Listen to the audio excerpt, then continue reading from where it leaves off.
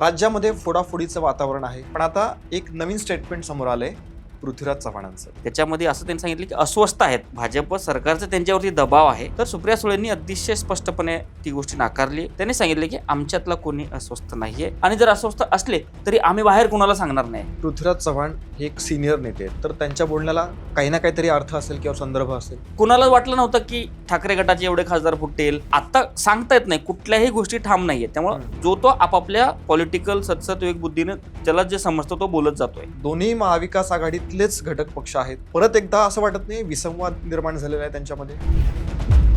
आता जे रामरक्षा आंदोलन केलं उद्धव ठाकरेंनी, सिमिलरली काँग्रेसने पण वेगळं आंदोलन केलं, तर तुम्ही एकत्र असायला हवं होतं. शरद पवार यांनी एकनाथ शिंदेची भेट घेतली. राज्याचे मोठे नेते, कृषी मंत्री राहिलेले देशाचे एखाद्या वेळेस आपल्या दालनात आलेत म्हणून एकनाथ शिंदे कॅबिनेट सोडून त्यांचं औपचारिक स्वागत केलं. हे सुप्रिया सुळे आणि इतर लोकांनी ते सांगितलेलं आहे. एकनाथ शिंदे उद्धव ठाकरेंचे फक्त विरोधक नाहीयेत. शरद पवारांना उद्धव ठाकरेंना तेवढं महत्व द्यायचं नाहीये का? मिसिंग लिंक आणि त्यातला गैरव्यवहार किंवा भ्रष्टाचार सध्या चर्चेत आलेला आहे. डोंगरावरून अतिवृष्टी झाल्यामुळे शेकडो टन मलबा हा रोडवर आला. त्याच्यावरती विरोधकांनी काय सांगितलं की मिसिंग लिंक मध्ये भ्रष्टाचार झालाय, मिसिंग लिंकचं काम निकृष्ट झालंय, मिसिंग लिंकचं 7,000 कोटी रुपये पाण्यात गेले, असे सगळे आरोप केल्यानंतर मुख्यमंत्र्यांनी या सगळ्या गोष्टीला उत्तर देताना सांगितलं की नाही, मिसिंग लिंकच्या बोगद्यामध्ये काही झालेलं नाहीये. विधानसभेमध्ये याचं स्पष्टीकरण देताना देवेंद्र फडणवीस यांनी जी भाषा वापरली त्यावरती पण आक्षेप घेतला जातोय. गमतीशीर म्हणा किंवा काय म्हणा, ते मध्येच हिंदी बोलत होते.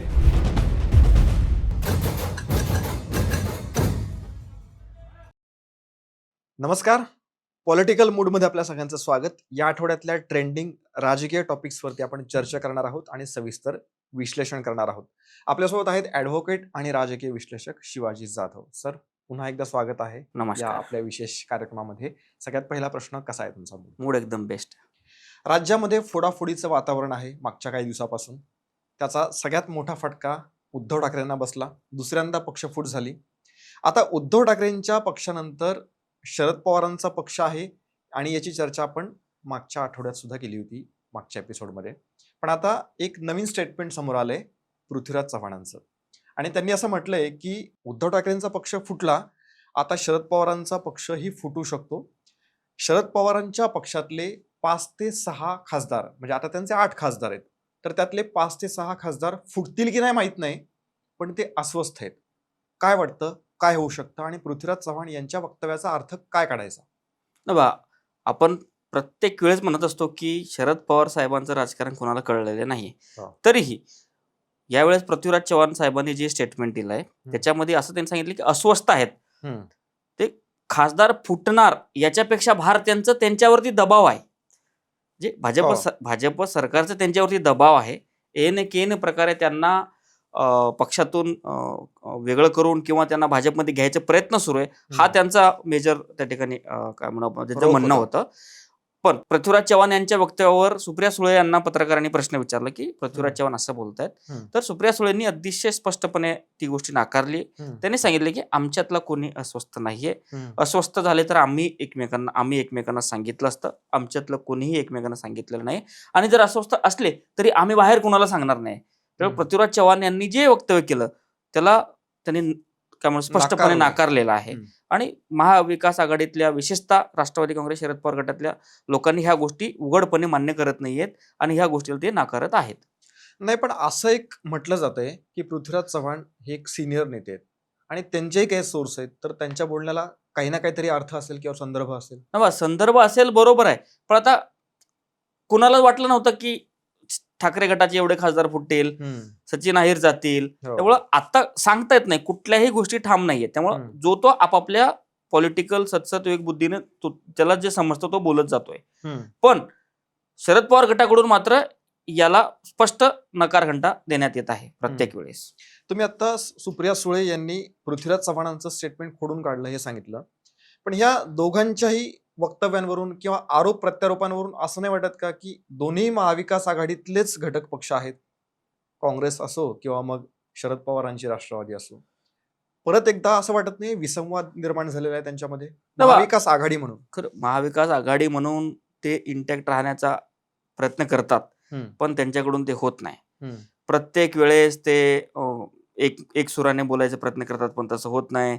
संजय राऊतांचं वेगळं असतं, हर्षवर्धन सपकाळांचं वेगळं असतं, सुप्रिया सुळेंचं वेगळं असतं, रोहित पवारांचं वेगळं असतं. त्यामुळे प्रत्येक वेगवेगळ्या दिशेने ते सगळे जातात आणि प्रत्येकाला वाटतं की आम्ही सरकारचा विरोध करतोय. पण या सगळ्या लोकांनी जर एकत्र येऊन जर सरकारच्या विरोधामध्ये भूमिका घेतली तर कुठंतरी महाविकास आघाडी इंटॅक्ट आहे म्हणून आपल्याला पाहायला मिळेल. आता तरी सध्या कुठंतरी महाविकास आघाडी इंटॅक्ट आहे म्हणून आपल्याला दिसत नाही. तुम्ही सांगताय महाविकास आघाडी एकत्र नाहीये, त्याचं आणखी एक ढळढळीत उदाहरण म्हणजे आता जे रामरक्षा आंदोलन केलं उद्धव ठाकरेंनी. आता हे उद्धव ठाकरेंच्या पक्षाचं झालं. सिमिलरली काँग्रेसने पण वेगळं आंदोलन केलं. मग असं विचारलं जातंय किंवा असा प्रश्न उपस्थित होतोय की जर तुम्हाला भाजपलाच विरोध करायचा आहे किंवा जे काही राम मंदिरातल्या दानचोरीचं जे प्रकरण झालं, त्यातला जो काही भ्रष्टाचार झाला, कथित भ्रष्टाचार किंवा जे काही असेल ते, तर त्याचा जर तुम्हाला विरोध करायचा असेल तर तुम्ही एकत्र असायला हवं होतं आणि भाजपचा प्रखरतेने विरोध करायला पाहिजे होता. तुम्ही वेगवेगळं आंदोलन करताय महाविकास आघाडीत, म्हणजे एकत्र असून सुद्धा. बरोबर आहे. ज्या पद्धतीनं उद्धव ठाकरे आणि त्यांच्या गटाने त्या राम मंदिर मधल्या दान चोरीची जो काही घटना घडली त्याचा आक्षेप नोंदवताना, त्याच्या निदर्शने करताना त्यांनी एक आंदोलन केलं. रामरक्षा त्यांनी पठण केली सगळ्या मंदिराच्या जवळ जाऊन. त्यांनी ते महाविकास आघाडी स्थापन झाल्यापासून ते म्हणत आलेत आम्हाला शेंडी जाणव्याचं हिंदुत्व पसंत नाही. पण त्या दिवशी मात्र मंत्रोच्चाराला शेंडी जाणवायचेच लोक त्या ठिकाणी आलेले होते. त्यामुळं उद्धव ठाकरे यांनी आता रामाला जवळ केलं किंवा रामाची उद्धव ठाकरेंना आठवण आली, हे झाल्यामुळं कदाचित काँग्रेसला थोडंसं पचत नसेल. किंवा उद्धव ठाकरे 2019च्या आधी हिंदुत्ववादी विचाराचे होते. 2019 नंतर कॉमन मिनिमम प्रोग्राम नंतर त्याने सेक्युलर सगळी भूमिका स्वीकारल्यानंतर आता ते हळूहळू कुठंतरी महाविकास आघाडीच्या बाजूला जात आहेत का आणि प्रभू रामाची त्यांना आठवण आली तर काँग्रेसला आता कुठंतरी पोटात दुखतंय का, म्हणून त्यांनी उद्धव ठाकरे यांच्या आंदोलनामध्ये सहभाग घेतला नाही किंवा उद्धव ठाकरे यांच्यासोबत एकत्र आंदोलन करावं असं त्यांना वाटलं नाही. कारण काँग्रेस कधीही हिंदुत्ववादी विचाराची राहिलेली नाहीये. ते कधी ऑलवेज सेक्युलरवादी आहोत असं ते दाखवतात आणि तशा पद्धतीने ते करतात सुद्धा. म्हणून नाही का उद्धव ठाकरेंना राम आठवला आणि काँग्रेसला उद्धव ठाकरेंना दूर करायची संधी सापडली असं आपल्याला या ठिकाणी एकंदरीत म्हणावं लागेल. रघुपती राघव राजाराम सत्याग्रह असं काहीतरी त्यांनी नाव दिलंय त्याला. नाही, काही जरी असलं तरी दोघांनी एकत्र आलं पाहिजे. महाविकास आघाडी म्हणजे काय, विषय एकच आहे. तर आंदोलन तुम्ही एकत्र येऊन करा ना. त्यामुळे आंदोलन एकत्र केलं नाही म्हणजेच कुठंतरी उद्धव ठाकरेंनी रामाला जवळ केल्यामुळे काँग्रेस उद्धव ठाकरेंना दूर करण्याचा प्रयत्न करते का असं आपल्याला एकंदरीत वरवरून दिसतंय. पण आता हे जे काही यांनी महाविकास आघाडीत जो विसंवाद आहे त्यावरून सत्ताधाऱ्यांना चांगलीच संधी मिळाली बोलायची. आता रामदास आठवले यांचं एक मजेशीर स्टेटमेंट समोर आलंय. ते म्हटले की उद्धव ठाकरेंना रामरक्षा नाही पक्षरक्षा करण्याची गरज आता आहे सध्या. नाही तर कुठेतरी ते बरोबरच आहे. जरी रामदास आठवले साहेब त्यांच्या कविता त्याच्यावर जरी प्रसिद्ध राहिले आहेत तरी त्यांनी जे बोललं ते खरं आहे. त्यांच्या पक्षाची रक्षा करणं आता त्याच्यासाठी कर्मप्राप्त आहे. पण कुठेतरी ते रामाचं जप करतायत, रामाची आठवण होते, हिंदुत्वाच्या जवळ येते, त्यामुळं भाजपला चांगलं वाटायला त्यामुळे संधी आहे. महाविकास आघाडीच्याच निमित्ताने अजून एक प्रश्न आहे. शरद पवार यांनी एकनाथ शिंदेची भेट घेतली आणि साहजिकच त्याच्यामुळे मग उद्धव सेना नाराज झाली. संजय राऊत यांनी स्टेटमेंट केलं की आम्हाला ते नाही योग्य वाटलं. शरद पवार हे सिनियर नेते आहेत आणि त्यांनी अशा प्रकारे भेट घेणं हे तेवढं बरोबर नाही किंवा आम्हाला ते पसलेलं नाही, आम्ही नाराज आहोत असं त्यांचं म्हणणं. मुळात काय ना की या घटनेनंतर मराठी राजकीय वर्तुळामध्ये कालपासून अनेक तर्कवितर्क लावले जात आहेत. पण याला उत्तर देताना सुप्रिया सुळे, जयंत पाटील, जितेंद्र आव्हाड या लोकांनी काय सांगितलं की शरद पवार साहेब विधानभवनामध्ये महाराष्ट्र कर्नाटक सीमाच्या बैठकीसाठी गेलेले. त्यांना राष्ट्रवादी काँग्रेस शरद पवार गटातल्या आमदारांना भेटायचं होतं किंवा आमदारांनी इच्छा व्यक्त केली. मग तिथेच बाजूला एकनाथ शिंदे साहेबांचं कार्यालय होतं. त्या कार्यालयामध्ये त्यांना तिथं गेले, तिथे ते बसले. ते बसल्यानंतर शरद पवार साहेब शिवसेना एकनाथ शिंदे यांच्या दालनात बसलेत हे लक्षात आल्यानंतर त्यांना कोणीतरी शिंदे साहेबांना कोणीतरी कळवलं की शरद पवार साहेब इथे बसलेत. आता राज्याचे मोठे नेते, कृषी मंत्री राहिलेले देशाचे, हे एखाद्या वेळेस आपल्या दालनात आलेत तर त्यांना न भेटणं हा योग्य वाटणार नाही. म्हणून एकनाथ शिंदे कॅबिनेट सोडून त्यांच्या दालनात आले, त्यांचं औपचारिक स्वागत केलं, पुष्पगुच्छ दिलं आणि ते निघून गेले. एवढीच जी काही ती घटना आहे हे सुप्रिया सुळे, जयंत पाटील आणि इतर लोकांनी ते सांगितलेलं आहे. पण आता कसं की तिथंच बाजूलाच YB सेंटर आहे. जर आमदारांनाच खासदारांना भेटायचं होतं, सविस्तर YB सेंटर जाऊन त्यांनी भेटायचं होतं, तिथं पण त्यांना बसता आलं असतं. त्यामुळे एकनाथ शिंदे यांच्याच केबिनमध्ये का गेलं याचं तर्क असं आहे की ह्याच्या आधी सुद्धा एकनाथ शिंदे मुख्यमंत्री असताना शरद पवार एकनाथ शिंदे यांना भेटायला वर्षा निवासस्थानी गेले होते. तो पण आठवतात. तर ह्याचं राजकीय जर आपल्याला जर विचार करायचा झालं तर किंवा राजकीय विश्लेषण करायचं झालं तर कुठंतरी शरद पवार आणि एकनाथ शिंदे एकत्र येण्याचा प्रयत्न करतायत का, किंवा मग मराठा मतदारांना आकर्षित करण्याचा प्रयत्न करतायत का? कारण मराठा नेतृत्व आता महाराष्ट्रामधलं फक्त काही जिल्ह्यांपुरतं त्या जिल्ह्याचे नेतृत्व आहेत. पण आता संपूर्ण पॅन महाराष्ट्र जर मराठा नेतृत्व आपल्याला उभा करायचं असेल तर कोणी पर्याय येऊ शकतो का, असे तर्कवितर्क लावले जातात. पण ही निव्वळ कर्टसी बीटिंग होती असं एकनाथ शिंदेनी पण सांगितलंय आणि शरद पवार गटातल्या नेत्यांनी पण सांगितलंय. त्यामुळं याला आपण जास्त काय म्हणू आपण त्याला खूप साऱ्या शक्यता पडताळण्याची गरज नाहीये. कारण हल्ली आता निवडणुका जवळ नाहीयेत, असे काही चित्र होताना दिसत नाही. पण राजकारण आहे, ह्याच्यात काही सांगता राजकारण आहे आणि शरद पवार आहे शेवटी ते. आणि त्यांनी टायमिंग पण असा साधलाय की ज्या वेळेला ह्या फुटाफुटीच्या ज्या चर्चा होत आहेत त्यामध्येच बरोबर त्यांनी हा टायमिंग साधलाय. नाही पण आपण सध्या तरी सुप्रिया सुळे, जयंत पाटलांचं वर्जन खरं म्हणू ना. जवळचं कार्यालय दिसलं, आमदारांना भेटायचं होतं म्हणून तिथे गेले, भेटले, मुख्यमंत्री आले, उपमुख्यमंत्री आले, त्यांचं स्वागत केलं, निघून गेलं.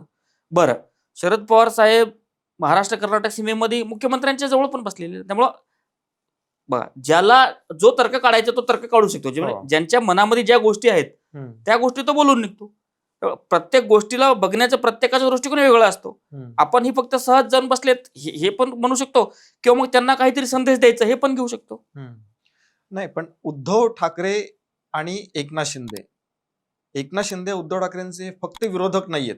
म्हणजे उद्धव ठाकरेंचं एक भावनिक असं एक काय म्हणूया आपण त्याला की ते व्यक्त करू शकणार नाहीत. एक गद्दारी किंवा मिंधे जे नेहमी ते म्हणत असतात, तर तो एक त्यांचा एक नाराजी असेल किंवा तो एक राग असेल. संजय राऊत आणि शरद पवारांचं असं आहे की शरद पवारांना उद्धव ठाकरेंना तेवढं महत्व द्यायचं नाहीये का?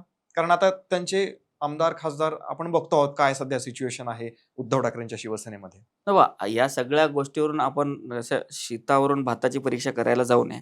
खरं बघितलं तर संजय राऊतांनी जरी जाहीर नाराजी व्यक्त केली असली तरी त्यांनी नंतर सावराव केली की नाही आमचं नंतर बोलणं झालं, असं काही नव्हतं.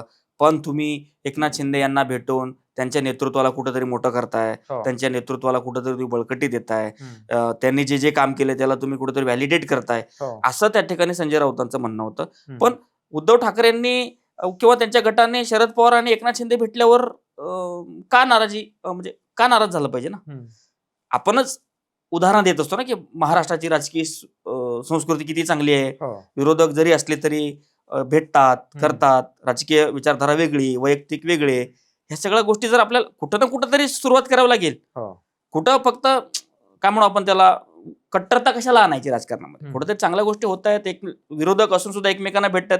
या बाबतीत मला सुप्रिया सुळेंचं खूप चांगलं पटतं. सगळ्याच पक्षातल्या लोकांशी चांगलं सुप्रिया सुळेंचं चांगलं पटतं. पत्रकार परिषदेमध्ये येणार, सरकारच्या विरोधामध्ये जोरदार बोलणार, मीडिया बाईटमध्ये जोरदार बोलणार आणि इतर कार्यक्रमामध्ये मात्र हसून एकदम भेटणार, हात मिळवणार, चांगलं बोलणार, चांगलं खाली खुशाली विचारणार, सगळं चांगलं काय विचारणार.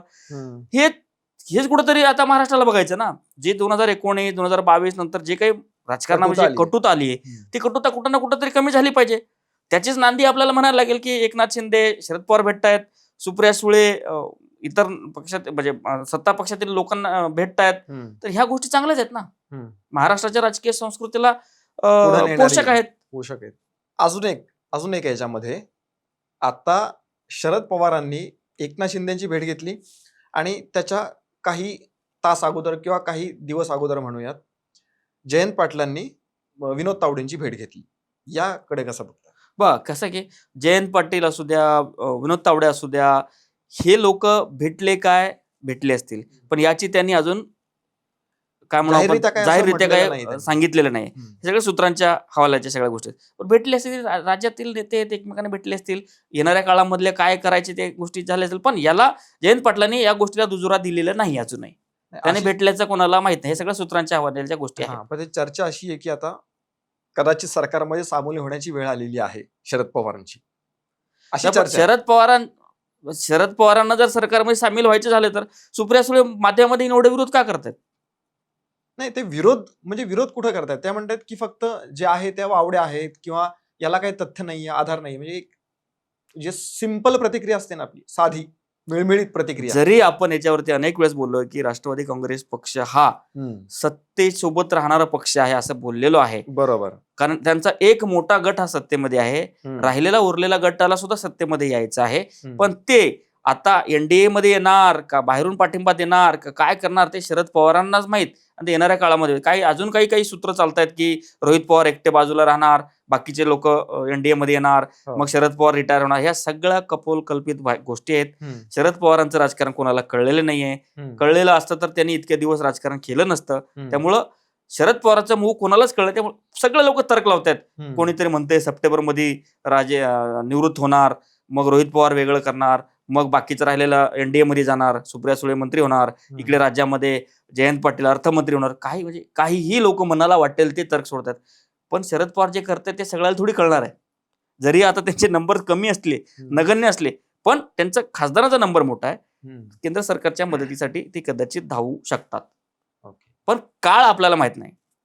आता इतक्यात जातील का येणाऱ्या भविष्य काळामध्ये जातील हे आपल्याला माहित नाही. ठीक, वाट बघूया आपण येस, भविष्य काळामध्ये. तेच आपल्याकडे ऑप्शन आहे. Yes yes. मिसिंग लिंक आणि त्यातला गैरव्यवहार किंवा भ्रष्टाचार सध्या चर्चेत आलेला आहे. विरोधकांनी सरकारवरती टीका केलेली आहे आणि पृथ्वीराज चव्हाण यांचं एक स्टेटमेंट समोर आलंय. त्यांचं म्हणणं होतं की त्यांच्या काळामध्ये हा प्रकल्प होणार होता, पण काही कारणास्तव तो झाला नाही. मिसिंग लिंकचं उद्घाटन 1 मेला झालं. त्या दिवशी मुख्यमंत्र्यांनी मिसिंग लिंकला कनेक्टिंग लिंक बोललं, कारण ते मुंबई आणि पुण्यामध्ये कनेक्ट करतं आणि प्रवासाचं अंतर कमी करतं. मिसिंग लिंकचा मेजर पार्ट हा बोगद्यामधून आहे आणि तो जगातला सर्वात रुंद बोगदा आहे. डोंगरावरून अतिवृष्टी झाल्यामुळे डोंगरावरून मलबा बाहेर आला किंवा दरड कोसळली आणि शेकडो टन मलबा हा रोडवर आला. मोठे मोठे दगड आले. मोठ्या मोठ्या दगडामुळे मिसिंग लिंकच्या वरचा एक कठडा होता, तो कठडा तुटला आणि त्याच्यामुळं शेकडो टन मलबा रोडवर आला आणि वरून येणारा पाणी हा त्या कठड्यावरून खाली येत होता. ते बघितलं एका प्रवाशांनी, त्याचं चित्रीकरण केलं आणि त्याचं चित्रीकरण करून त्यांनी त्याच्या समाज माध्यमावरती टाकला.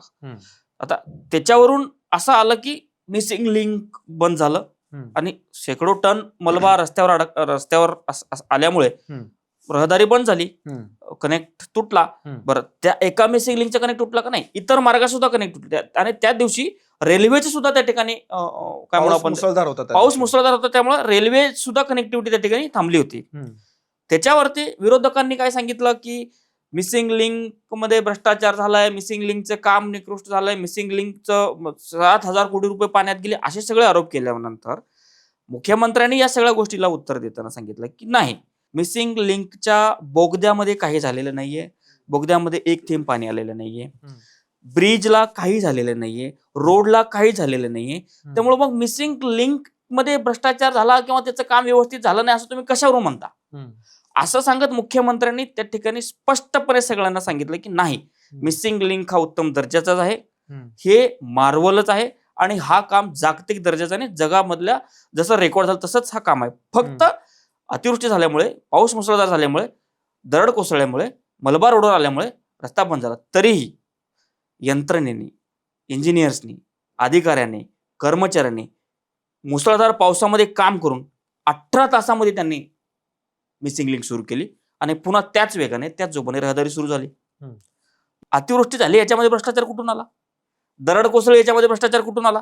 बरं, हे सगळं सांगून सुद्धा मुख्यमंत्र्यांनी असं काय म्हणू आपण एकांगी बोललं नाही. त्यांनी बोललं की अध्यक्षांना त्यांनी संबोधित करताना सांगितलं की ठीक आहे, इतकं जरी झालं असलं, मिसिंग लिंक चांगलंच आहे, त्याच्यामध्ये काही दोष नाहीये, पण आता ह्या सगळ्या यंत्रणेनी अजून त्यांच्या लक्षात आलं की पाणी कुठून येऊ शकतो, जसं ज्या पद्धतीने ही दरड कोसळली, अजून दरडी कुठं कुठं कोसळू शकतात, मग त्याची काळजी कशी घेतली पाहिजे, यावर अजून यंत्रणा काम करते आणि येणाऱ्या काळामध्ये याची काळजी घेतली असं सुद्धा मुख्यमंत्र्यांनी सांगितलं. त्यामुळे कुठं भ्रष्टाचार काय, हे जे सगळे टक्केवारी, हे जे सगळं काही बोलतात, कुणाकडे काही पुरावे नाही आहेत. मुख्यमंत्री देवेंद्र फडणवीस 2014 पासून राज्याचं नेतृत्व करतात, मधला काही काळ वगळता एकही भ्रष्टाचाराचा आरोप कोणी केला नाही आणि आरोप कोणी सिद्धही सुद्धा करू शकला नाही. त्यामुळे त्यांनी त्या पद्धतीने काम केलेलंच आहे ना. हे नुसतं कपोलकल्पित आहे ना, काहीतरी एक पुढे सोडायचं म्हणून सोडतात. कुणाकडे 1 रुपयाचा पुरावा नाहीये, कुणाकडे 1 रुपयाच्या काही गोष्ट नाही. फक्त त्या दिवशी ती दुर्घटना घडली, त्या दिवशी ती घटना घडली म्हणून सगळ्यांनी सरकारला घेरण्याचा प्रयत्न केला. आणि त्याला उत्तर देताना मुख्यमंत्र्यांनी अतिशय स्पष्टपणे त्या ठिकाणी हाऊसमध्ये सांगितलं की तसं काही झालेलं नाहीये. नाही, पण पृथ्वीराज चव्हाण हे सिनियर नेते आहेत, मुख्यमंत्री पण राहिलेले आहेत आणि त्यांच्या काळामध्ये हा प्रकल्प होणार होता असं त्यांनीच सांगितलंय. बघा त्यामुळे त्यांनी ज्या काही गोष्टी सांगितल्या त्याची चर्चा होतीये. कसं आहे, पृथ्वीराज चव्हाण यांनी त्याच तुम्ही ज्या मुलाखती संदर्भात आहे, त्याच मुलाखतीमध्ये सांगितलंय की देवेंद्र फडणवीस हे इन्फ्रास्ट्रक्चरवर काम करणारे नेते आहेत आणि हो. ते चांगलं काम करतात बरोबर. हे सुद्धा सांगितलंय. त्यामुळं आता तो कठडा कसा पडला, दरड कशी कोसळली, दगड कसा आला, अजून काय काळजी घेतली पाहिजे याच्यावरती तर मुख्यमंत्र्यांनी सांगितलंच आहे ना. याच्यावरती यंत्रणा लक्ष ठेवून आहे. इथनं पुढे ह्याच्यापेक्षा जास्त पाऊस पडला तर कशी काळजी घेतली पाहिजे. तुम्ही बघा ना, मी जसं सांगितलं, बोगद्यामध्ये 1 थेंब पाणी नाहीये, रोडला काही झालेलं नाहीये, ब्रिजला काही झालेलं नाहीये, मग कुठं काय नुकसान झालंय. आणि सुदैवाने काही जीवितहानी सुद्धा नाही झाली. ही मोठी गोष्ट आहे. इतर राज्यामध्ये बघा, वायनाडचं जर तुम्ही बघितलं, तिकडे किती मोठ्या प्रमाणामध्ये भूस्खलन झालं आणि तिकडे किती मोठ्या प्रमाणामध्ये त्या ठिकाणी मजूर लोक गेले ना. तसं सुदैवाने महाराष्ट्रामध्ये जीवितहानी झाली नाहीये. रस्ता बंद झाला होता तरी 18 तासामध्ये यंत्रणेने सुरू पण केलं ना. ह्याचं कुठंतरी आपण सगळ्या लोकांनी त्या ठिकाणी यंत्रणेला क्रेडिट दिलं पाहिजे. या पॉझिटिव्ह गोष्टी सांगितल्या तुम्ही, पण एक अजून अशी चर्चा होती की ज्यावेळेला विरोधकांनी ही टीका केली त्यावेळेला विधानसभेमध्ये याचं स्पष्टीकरण देताना देवेंद्र फडणवीस यांनी जी भाषा वापरली त्यावरती पण आक्षेप घेतला जातोय. त्यावरती काय म्हणाल?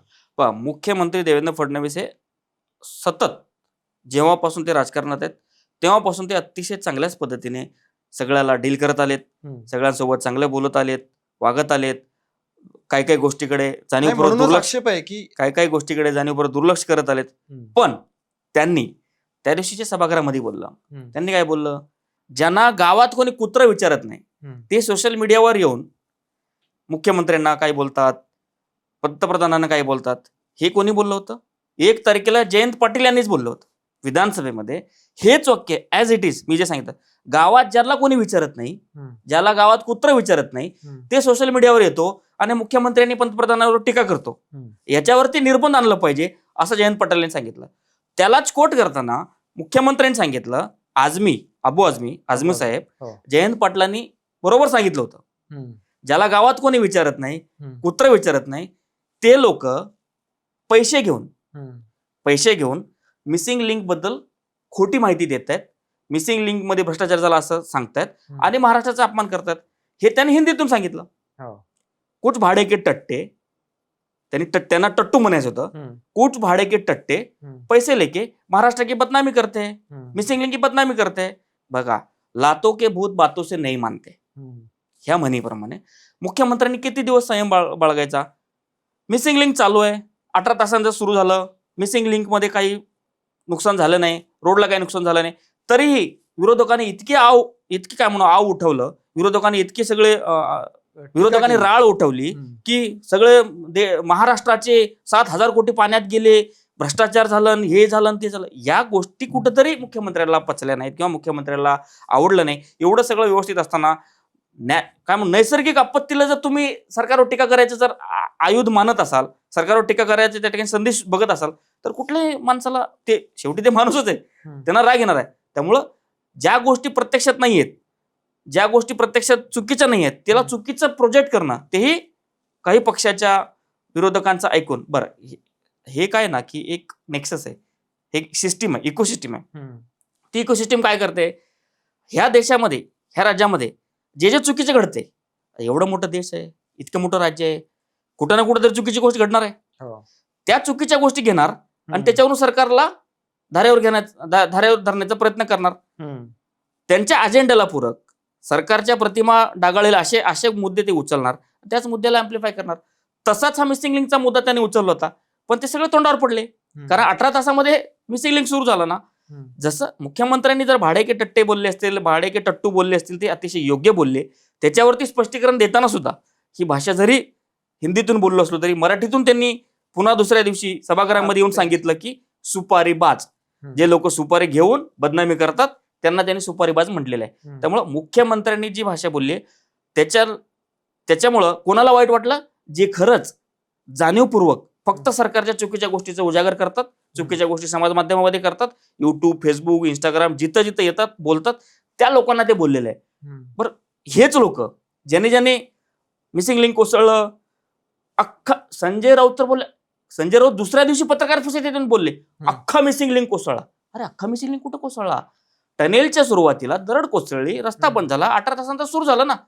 हे जे खोटं बोलतात त्याचा त्यांना राग आलेला आहे. बरं, या सगळ्या लोकांनी पुन्हा येऊन सांगितलं का रस्ता सुरू झाला म्हणून?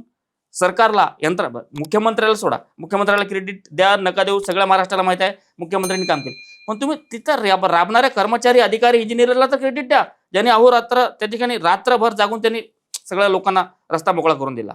त्यांचा म्हणण्याचा अर्थ असा आहे किंवा आरोप करण्याचा एक त्यांचा हा हेतू आहे की ही जे काय हा जो काही गैरप्रकार झालेला आहे, ही गैरसोय झालेली आहे, ती गैरप्रकारामुळे झालेली आहे, असं त्यांचा फोकस आहे. तर कुठं गैरप्रकार? जर मिसिंग लिंक गळाला असतं, मिसिंग बोगदा गळाला असता, पूल पडला असता, पुलाच्या भागाला काहीतरी झालं असतं, तर तुम्ही गैरप्रकार म्हणा ना. दरडीचा किती जोर असतो? तू बघा ना, राज्यभर म्हणण्यापेक्षा मुंबई, पुणे या भागामध्ये किती मुसळधार पाऊस होता. त्या पावसामध्ये साहजिक याचं ना, नैसर्गिक आपत्ती आहे ना ती. तुम्ही कधी म्हणा गैरप्रकार आहे, कधी म्हणा ज्यावेळेस रस्त्याची चाळण झाली, रस्ता फुटला, ब्रिज कोलमडलं, बोगदा खचला, बोगद्यामध्ये लोक अडकले, बोगदा गळतोय, पाणी पडतोय, हे वेळेस तुम्ही म्हणा ना. बरं, ह्या सगळ्या लोकांनी ज्यांना मुख्यमंत्र्यांनी भाडेके टट्टू बोललं, सुपारीबाज बोललं, यांच्यापैकी कोणीही मुंबईमध्ये इतक्या मुसळधार पाऊस असताना, काही सकल भागामध्ये पाणी साचलेलं असताना मुंबईमध्ये मेट्रो सुरळीत चालू आहे, मेट्रो सुरळीत चालू यांच्यापैकी एकाने नाही सांगितलं. एवढा पाऊस असताना मुंबईमध्ये मेट्रो सुरू आहे, मुंबईमध्ये लोकल सुरू आहे, सगळ्या लोकांचं त्या ठिकाणी काय म्हणू आपण, दळवळ सुरू आहे. चांगल्या जे लोक हे जे फक्त सरकारच्या विरोधी गोष्टी करतात, त्यांनी कधी दाखवा त्यांनी सरकारच्या बाजूने बोललेलं. ते सरकारच्या बाजूने कधी बोलतच नाहीत, कारण त्यांना ते दाखवायचे नसतो. त्यांच्या सोयीचे मुद्दे ते उचलत असतात आणि करत असतात. बरं, हे सरकारला नियंत्रण माहित नाही का? ते माहित आहे. फक्त मुख्यमंत्र्यांनी ते जाहीरपणे येऊन सांगितलं, त्याच्यामुळे ह्या सगळ्या लोकांना त्याचं वाईट वाटलं. कारण मुख्यमंत्र्यांनी आतापर्यंत सगळं काही करून घेतलं होतं, सगळं ऐकत होते, त्यांनी थेट येऊन त्यांनी आव्हानच केलं, तर आता सगळ्यांना लागली मिरची. बरं, मुख्यमंत्र्यांनी सुद्धा बोललं की मी माझ्या भाषणात अनेकांना मिरची लागली असं बोललं, तर त्याच लोकांना मिरची लागली जे फक्त विरोध करतात. त्यांच्या भाषणातला अजून एक म्हणजे गमतीशीर म्हणा किंवा काय म्हणा, ते मध्येच हिंदी बोलत होते, तर त्याच्यावरूनही विरोधकांनी टीका केली आहे की हिंदी का बोलले, मराठी सभागृह आहे तर हिंदी का बोलले. त्याच्यावरही त्यांनी आज उत्तर देताना सांगितलं की भाई, मी अबू आझमींना सांगत होतो, त्याच्यामुळे मला ते हिंदीतून बोलावं लागलं. मी बोललो होतो त्यांच्यासाठी, पण लागलं दुसऱ्यालाच. त्यांनी राज ठाकरेवर अप्रत्यक्षरित्या त्यांनी टीका केली.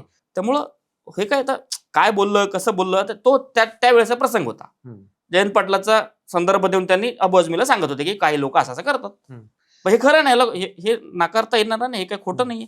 आता पावसाळ्याची सुरुवातच आहे नेमकी, तर ही अशी अवस्था झालेली आहे. ठीक आहे, त्यातल्या त्यात दुर्घटना म्हणावी तशी ती झालेली नाही की काहीतरी तिथं कोणाचा तरी जीव गेला किंवा काय, अशा प्रकारचं काही झालेलं नाहीये, चांगली गोष्ट आहे ती.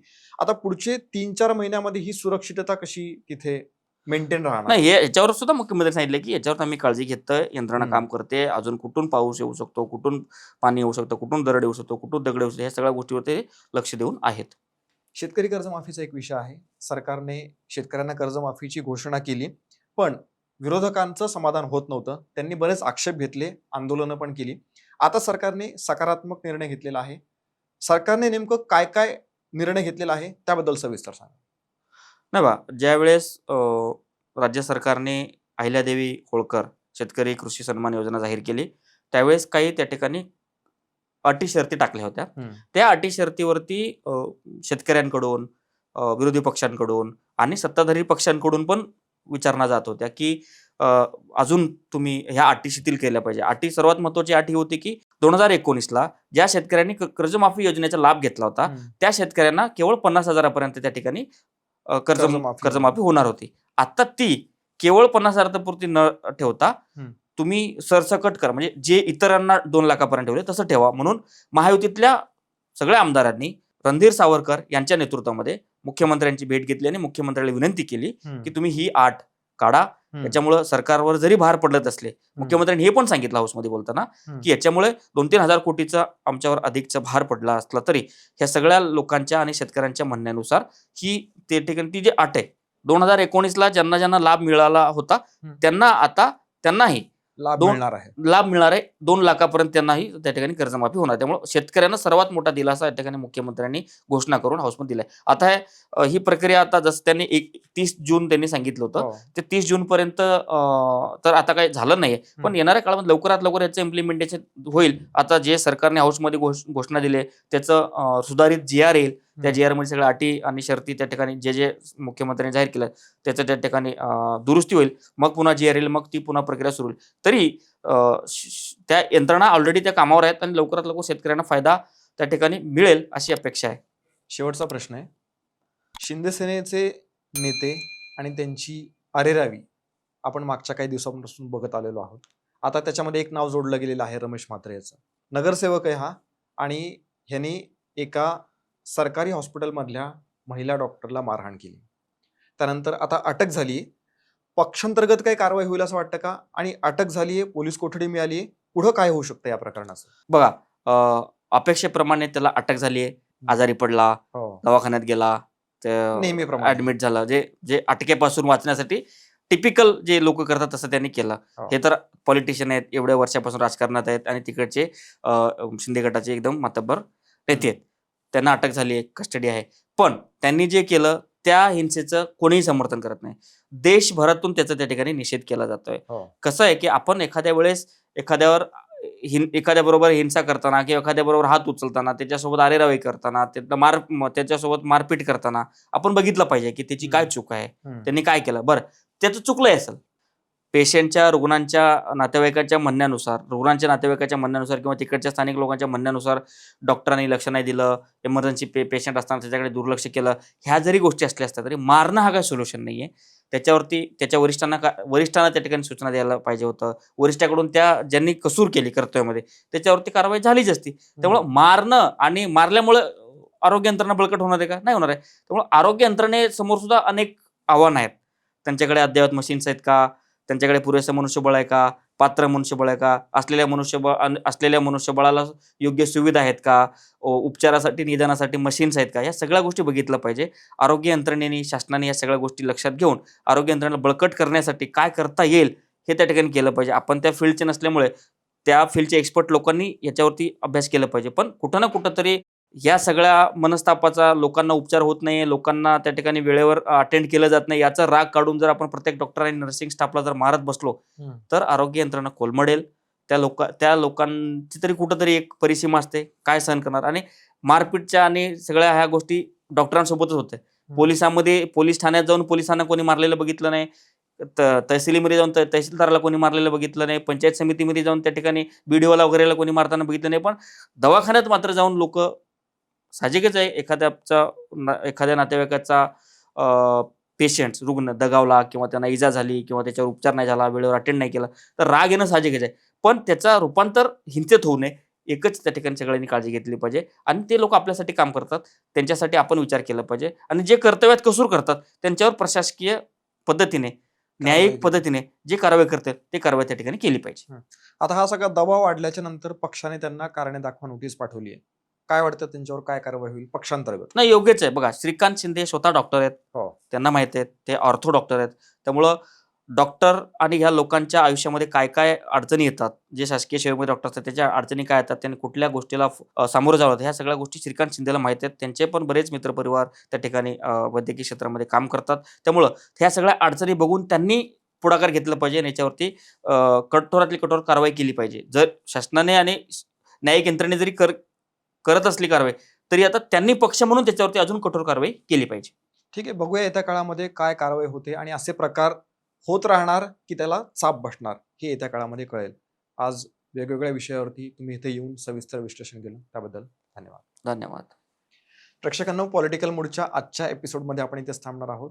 आमचे व्हिडिओ आवडत असतील तर लाईक करा, शेअर करा, चॅनलला सबस्क्राईब करा आणि आमच्या या कार्यक्रमाबद्दल काय वाटतं ते कमेंटमध्ये नक्की सांगा. जय हिंद, जय महाराष्ट्र.